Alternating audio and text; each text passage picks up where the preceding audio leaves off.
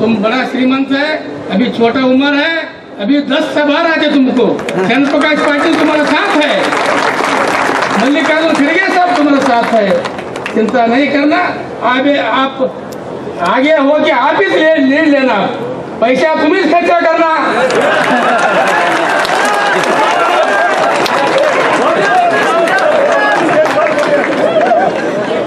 कमरुल इस्लाम साहब का बेटा है तुम।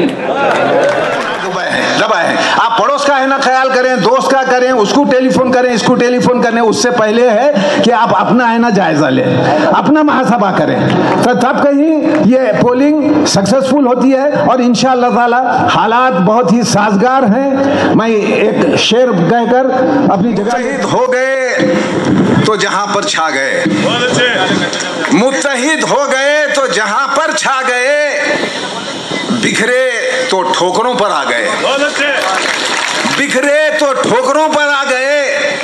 यूं तो वो तादाद में 313 थे, मगर यूं तो वो तादाद में 313 थे, मगर मैदान में डट गए तो हजारों पे छा गए। सबसे पहले मैं अपना ऑब्जर्वेशन, जैसे ही मैं यहाँ पर इंटरव्यू स्टेज पे तशरीफ फरमा तमाम श्रोताओं को देखकर मुझे इतना यकीन हुआ कि बेशक हमारी फतह करीब है। मैं क्योंकि उससे पहले मैं कुछ तशवीश में मुब्तला थी, लेकिन तमाम चेहरों को मैंने इस स्टेज पे एक जगह इकट्ठा देखा तो मुझे इत्मीनान हुआ और ये यकीन हुआ, मैं तमाम खवातीन की जानिब से यकीन दिलाती हूँ कि इंशाअल्लाह ताला जरूर हमारी फतह हो। इसी तरह जो है ना पूरे कर्नाटक में जिस तरह कमरुल इस्लाम साहब एक अकेले वाहिद मुस्लिम लीग से थे, पूरे कर्नाटक में अगर भाभी साहिबा को जिता के भेजेंगे, कर्नाटक की असेंबली में एक मुस्लिम वाहिद खातिन रहेगी जो कर्नाटक के अवाम की जो है ना क़यादत करेगी, औरतों की भी खास करके करेगी, मर्दों की भी खास करके करेगी।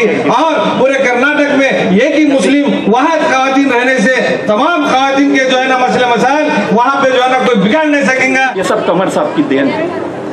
अगर आज हम भाभी माँ के लिए लड़ते हैं तो सही मायनों में अगर उनको हम जिता के लाते हैं तो आदरणीय कमर साहब को सच्ची श्रद्धांजलि होगी। उनके किए हुए जो कार्य हैं, जिनको कि हम सराहते हैं, बोलते हैं, स्पीच में बोलते हैं, उनका नाम लेते हैं, बातें करते हैं, लेकिन दोस्तों बातों से काम नहीं चलेगा। हमको सही मायनों में काम करके उनको जिता के लाना है। अपने आप में इतना जोश पैदा कीजिए, दुश्मन कितना भी बुलंद क्यों न हो, हौसले हमारे भी बुलंद हैं। सब लोगों के सामने ये ऐलान करता हूँ कि इंशाअल्लाह हम सब मिलकर हम भाभी माँ का सपोर्ट करेंगे, क्योंकि 1 साल से हम भी काम कर रहे थे और जो है, मगर पार्टी का जो फैसला है, अभी मुस्तफ़ा बाबा जैसा बताया, जो भी फैसला होता है उसको हमको मंजूर करना चाहिए। और मैं इतना ओवर कॉन्फिडेंस भी इसलिए हुआ था क्योंकि भाभी माँ की तरफ से कोई क्लियर जवाब आ रहा नहीं था, मतलब ठहरने का इरादा है या नहीं है, हाँ ना, ऐसा कुछ क्लियर नहीं आ रहा था। उसलिए मैं इतना ओवर कॉन्फिडेंस इतना काम करा। खैर, जब भी फैसला आया, हम सर आँखों पे आपका हुक्म, आप तैयार हैं करने के लिए, आपको टिकट कंफर्म हो चुकी है, इंशाल्लाह हम आपके साथ। जनाब इकबाल अहमद सेरेठी साहब, शरण प्रकाश साहब और सब जो कांग्रेस के वर्कर्स जो आज यहाँ जमा हुए हैं, सबको मैं बस यही कहना चाहता हूँ कि हम पूरे कांग्रेस के लिए काम करते आए हैं। हम एस्पिरेंट भी बने थे, असगर साहब थे, इलियास साहब थे, मैं खुद भी डाला था एप्लीकेशन, मगर पार्टी का जो फैसला होगा वही आखिरी फैसला होगा। हमें उसे कबूल करते हुए जनाब मोहतरमा कनीस फातिमा साहिबा को मुबारकबाद देता हूं और ये ऐलान करता हूं कि हम सब उनके साथ हैं, उनको जिता कर लाएंगे इंशाअल्लाह। यही कहूँगा, खान साहब आप लीड लेके करिए, बराबर जब भी आप हमको आवाज़ देंगे हम बराबर आएंगे, आपके साथ रहेंगे। हम सब मिलकर काम करते हैं तो जीतना कोई नामुमकिन काम नहीं है, ज़रूर जीत हमारी। हमेशा कांग्रेस के ही साथ रहेंगे और कांग्रेस को ही वोट देंगे, चाहे भाभी माँ हो या कोई हो। हम भाभी माँ को इज्जत से वोट देकर जिता कर लाएंगे इंशाल्लाह। ये ऐलान करती हूँ, मुबारक भाभी माँ, जीत हमारी हो चुकी है। कांग्रेस हमारी वो पार्टी है, एक सेक्युलर पार्टी है जो हम औरतों को, हमारे भाइयों को सेफ्टी देती है डेवलपमेंट के साथ। दूसरी पार्टीज का मुकाबला कांग्रेस से हो ही नहीं सकता। ಎಲ್ಲರೂ ಈ ಒಂದು ವೇದಿಕೆ ಮ್ಯಾಗ ಎಲ್ಲರೂ ಜಾತ್ಯತೀತವಾಗಿ ಕಮಲುಲ್ ಇಸ್ಲಾಂ ಅವರ ಧರ್ಮಪತ್ನಿಯವರಿಗೆ ಭಾಬಿಮ ಅವರಿಗೆ ನಾವು ಬೆಂಬಲ ವ್ಯಕ್ತಪಡಿಸೋದು ಅಲ್ಲದೆ ನಾವು ಹಗಲಿರುಳು ಅವರ ಜೊತೆ ಕೆಲಸ ಮಾಡಿ ಇವತ್ತು ನನ್ನ ಒಂದು ಜವಾಬ್ದಾರಿ ಇವತ್ತು ಬರೇ महापौरनागी। वोट क्यों देना? आजकल का माहौल फेसबुक और व्हाट्सएप का है। उन्हें ये याद दिलाएं 40 साल के खिदमत, एक उम्र गुजर जाती है। आज हिंदुस्तान की एवरेज 50 से 55 साल है। अलहाज कमरुल इस्लाम साहब अपने उम्र के 40 साल आपके लिए खिदमत किए।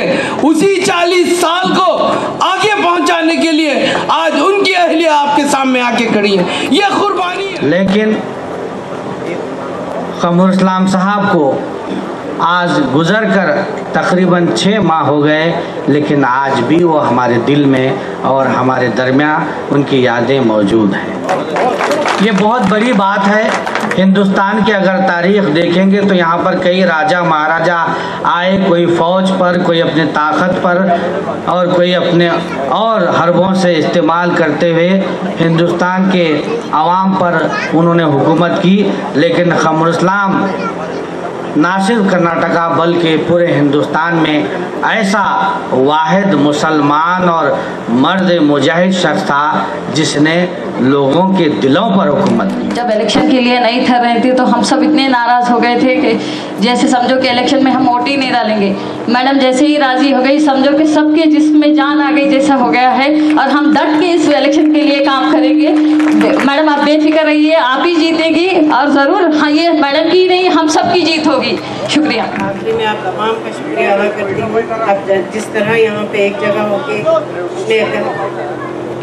अपनी इख्तियार का सबूत दिए हैं, इसी तरह इलेक्शन के लिए भी काम करेंगे तो इंशाअल्लाह ताला जीत हमारी होगी।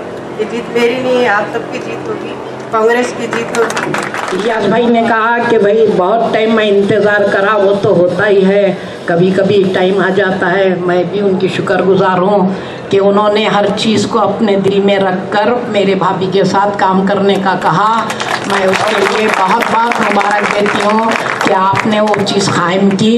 और अब मुझे पक्की उम्मीद है कि हम लोग बहुत ज़्यादा तादाद से इंशाअल्लाह कमरुल इस्लाम साहब की बीवी को ज़रूर इतने नंबर से जिताएंगे। और मेरी एक ख्वाहिश आप लोगों से है कि कमरुल इस्लाम साहब ने जितने वोट लिए थे उससे दुगने वोट आप और मेरी बहनें वोट देने के बाद आए कि हम एक नाम रखें कि कमरुल इस्लाम के बाद कमरुल इस्लाम की अहलिया को हर पब्लिक ने, हर कौम ने, हर ज़ात ने वोट दिया है, जिसलिए उसकी तादाद की तरफ से इलेक्शन के ताल्लुक से ये जो मीटिंग कहने का जो है,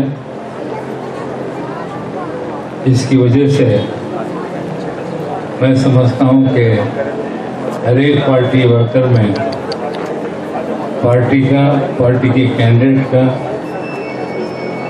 जोश आया है और आएगा। इलेक्शन तो हर 5 साल में आते हैं। ये इलेक्शन है बड़ा अजीब नोयत का इलेक्शन। मैं ये कहूँगा कि जहाँ कमरुल इस्लाम साहब के एरिया मोहतरमा इस इलेक्शन के कैंडिडेट हैं, जबकि कमरुल इस्लाम साहब हर इलेक्शन में कैंडिडेट रहते थे, तो इसको मैं ये कहूँगा सिर्फ पेन एंड प्रेशर कमरुल इस्लाम साहब के जाने का सदमा एक तरफ है और मोहतरमा के आने की खुशी एक तरफ। कैंडिडेट कौन, मुख्तलिफ किस्म की साजिशें, आपस की रंजिशें, गुटबंदियाँ, ग्रुपिज़म्स, मैं समझता हूँ ये ख़त्म हो चुके हैं। पार्टी का फ़ैसला आ चुका है। पार्टी के फ़ैसले में जिसको भी दिया था उसको काम करना ये तय पाया गया था। कुछ माह पहले मुझे भी जनाब बाबा नज़र मोहम्मद ख़ान साहब ने बुलाया था और ये कहा था कि अहमद साहब आपके घर से भाभी का नाम तो है, अगर खुदा न खास्ता उनका नहीं होता है और अगर किसी और कैंडिडेट का नाम आता है तो अहले ख़ानदान का क्या रोल रहेगा।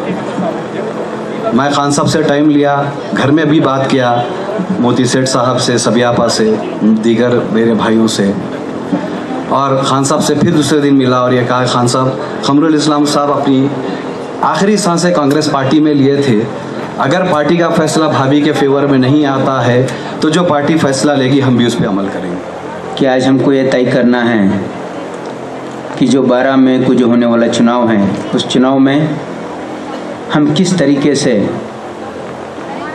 कांग्रेस के उम्मीदवार को जिताएं, क्यों जिताएं, और हमारे पास लोगों को कन्विंस करने के लिए हमारे पास क्या मटेरियल है, कांग्रेस पार्टी का क्या कारनामे हैं, और हमारे कांग्रेस गवर्नमेंट, सिद्धरामैया गवर्नमेंट की क्या हमारी अचीवमेंट्स हैं। और खमरुल इस्लाम साहब इतने साल से यहाँ गुलबर्गा का जो लीडरशिप किए हैं और गुलबर्गा सिटी को डेवलप किए हैं, यहाँ पे उनका लीडरशिप था और उन्होंने क्या डेवलपमेंट काम किया है, लोगों को हमको ये पहुँचाना है। इस बात वो बांटते थे, इलेक्टेड कारपोरेटर इतना काम करेगा, डिप्यूटेड इतना काम करेगा, तीसरा नंबर इतना काम करेगा, और कमर साहब के जो खास कैडर्स थे उनको क्या काम देना है, इंशाल्लाह हमारे पास जो है उसकी लिस्ट मौजूद है। उसी अंदाज में इंशाल्लाह आपको काम दिया जाएगा, उसमें कोई अफरा तफरी की जरूरत नहीं है। और मैं आखिरी में जो एस्पिरेंट जो यहाँ जमा हुए हैं, मैं उनसे भी गुजारिश करता हूँ वो अपने कैडर को दूसरी पार्टियों को जाने से रोके, वो उनको समझाए, उनको वापिस लाए और उनको लाकर जो है फिर कांग्रेस पार्टी में जुड़ाए। मैं समझ सकता हूँ ये बहुत जल्दी बात हो रही है, मैं समझता हूँ 2-3 दिन में इंशाल्लाह पूरे कैडर वापिस आएंगे।